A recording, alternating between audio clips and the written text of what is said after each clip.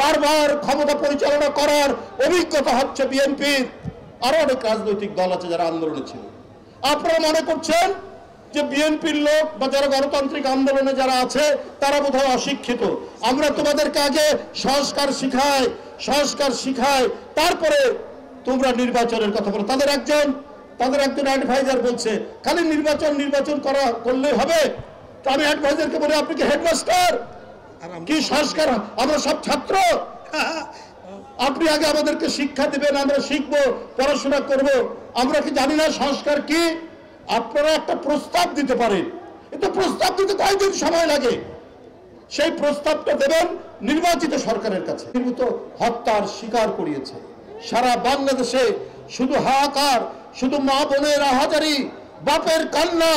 শেখ হাসিনার আমলটা যেন ছিল একটি শোকের মাতম, একটি মর্শিয়া।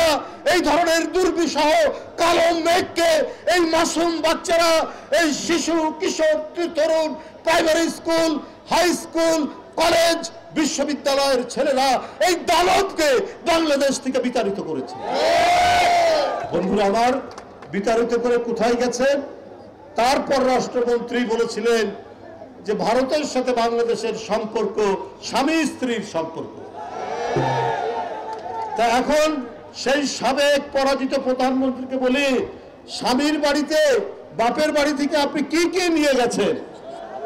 এটা যদি আপনি জানাতেন তাহলে বুঝতাম। বাপের বাড়ি থেকে স্বামীর বাড়িতে কি কি নিয়ে গেছেন?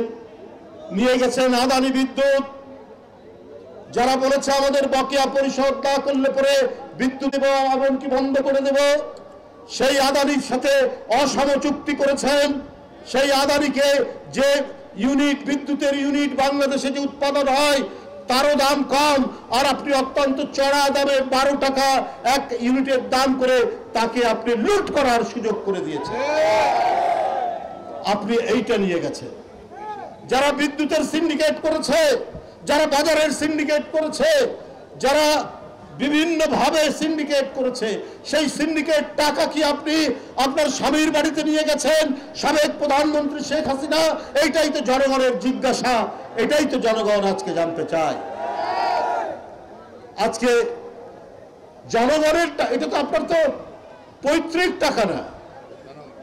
এই যে বিভিন্ন প্রাইভেটে যে বিদ্যুৎ কেন্দ্র উৎপাদন করেছেন, সেই বিদ্যুৎ কেন্দ্রের যে ভর্তুকি দিতে হচ্ছে, এই ভর্তুকির টাকা তো হচ্ছে জনগণের।